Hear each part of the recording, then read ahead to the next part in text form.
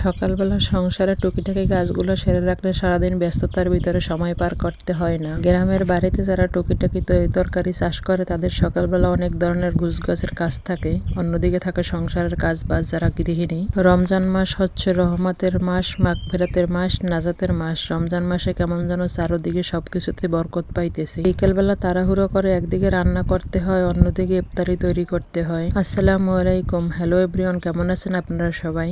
সকালবেলা ঘুম থেকে উঠেই সোজা চলে গেলাম খালের ঘাটে মেয়ের কাপড় চোপড়গুলো ধোয়ার জন্য। সবসময় আমি খালে কাপড় চোপড় ধুই না, তবে মাঝে মাঝে যাই। কাপড়গুলো ধোয়ার পরে চলে গেলাম সংসারের টুকিটাকি কাজগুলো সেরে বাজারের দিকে।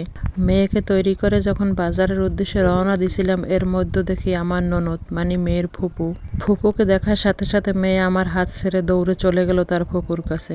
বাজার থেকে বেশি কোনো তরকারি আনি নাই, যেহেতু আমি 3-4 দিন পর পর বাজার করি, তাই অল্প পরিমাণে বাজার নিয়ে আসছিলাম। সবসময় আমি অল্প পরিমাণেই বাজার করি, কারণ দীর্ঘদিন ফ্রিজে রেখে কোনো খাবারই খেতে আমি অভ্যস্ত না। আমার আজকের বাজারে মেয়ের নাস্তার মধ্যে ছিল বড়ই, শসা এবং বিস্কুট, সামান্য কিছু খেজুর। আর রমজান মাসে তো খেজুর প্রতিদিনই লাগে। আর সংসারের তরকারির ভিতরে ছিল সিম, আলু, কিছু মাছ। অনেক দিন হলো আমার কোনো শাক পাতা খাওয়া হয় না, এই জন্য কিছু পালং শাকও নিয়ে আসছিলাম। বাজার থেকে আসার পরে সব ধরনের ময় মশলা বেটে রেডি করে নিয়েছি, যেন বিকেলবেলা রান্না করতে তাড়াহুড়া না হয়। এখানে আমি সব ধরনের মশলা তৈরি করে নিয়েছি, পেঁয়াজ বাটা, রসুন বাটা, সাথে কিছু ছাল এলাচ আর পেঁয়াজ কুচি করে নিয়েছি, এটা আমি বাটবো না। সাথে নিয়েছি কিছু ছোট চিংড়ি মাছ, এটা আমার ফ্রিজে আগে থেকেই ছিল। আজকে যেহেতু মাংস রান্না করবো, তাই ফ্রিজ থেকে মাংস বের করে কিছু সময় পানিতে ভিজিয়ে রাখলাম। মাংসটা সুন্দর করে ধুয়ে পরিষ্কার করে পানি ঝরিয়ে চলে আসলাম রান্না করার জন্য। তেলটা সামান্য গরম হওয়ার পরে পেঁয়াজ দিয়ে নিয়েছি, পেঁয়াজটা ভালোভাবে কষিয়ে এরপরে চিংড়ি মাছ অ্যাড করে হলুদ মরিচ মশলা সবকিছু অ্যাড করার পরে লাউটা সুন্দরভাবে কষিয়ে ঝোল দিয়ে নিলাম।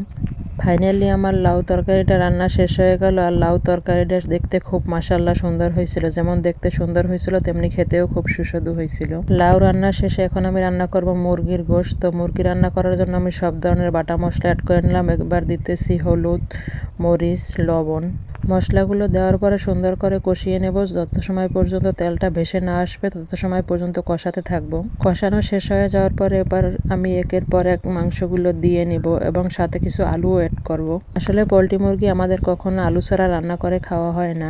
মাংসটা সুন্দরভাবে কষানো হয়ে গেছে, এরপরে আমি আলু দিয়ে সুন্দর করে ঝোল দিয়ে নিলাম। ঝোল দেওয়ার পরে আমার তরকারির কালারটা অনেক সুন্দর হয়েছে। এরপর যে আমি কিছু কাঁচামরিচ অ্যাড করে দেবো। কাঁচামরিচ অ্যাড করে দিলে সুন্দর একটা ঘেরান আসবে, সুন্দর একটা ফ্লেভার আসবে। তরকারিটা আমার রান্না শেষ হয়ে গেছে, এবার অল্প অল্প করে জিরার গুঁড়ো অ্যাড করে দিলাম। সকালবেলা ঘুম থেকে উঠেই থেকে গাছে সুন্দর একটা পেঁপে পাকছে, তো পেঁপেটা নিয়ে এসে আমি সুন্দরভাবে পিস পিস করে কেটে নিলাম। সবকিছু আমার সংসারের কাজ বাজ গুছগাছ হওয়ার পরে রান্না বান্না কমপ্লিট করা শেষ। এ পর্যায়ে আমি ইফতার পরিবেশন করব। আর এই ইফতারের প্লেটটা তৈরি করতেছি একজন মেহমানের জন্য। আমার সাধ্য অনুযায়ী তাকে মেহমানদারি করাবার চেষ্টা করলাম। আজকের মতে আপনাদের কাছ থেকে বিদায় নিচ্ছি। সবাই ভালো থাকবেন, সুস্থ থাকবেন। আর আমার ভিডিওটি কেমন হয়েছে কমেন্টে অবশ্যই জানাবেন। আর আমি ভিডিওর ভিতরে কোনো অতিরিক্ত কথা ব্যবহার করি না। কাজের ক্ষেত্রে আমার যতটুকু কথার প্রয়োজন হয় অতটুকু কথাই আমি বলি, এর থেকে আমি বাড়তি কোনো কথা ব্যবহার করি না। সবাই ভালো থাকবেন, সুস্থ থাকবেন। দেখা হবে কথা কোনো অন্য ভিডিওতে। আল্লাহ হাফেজ।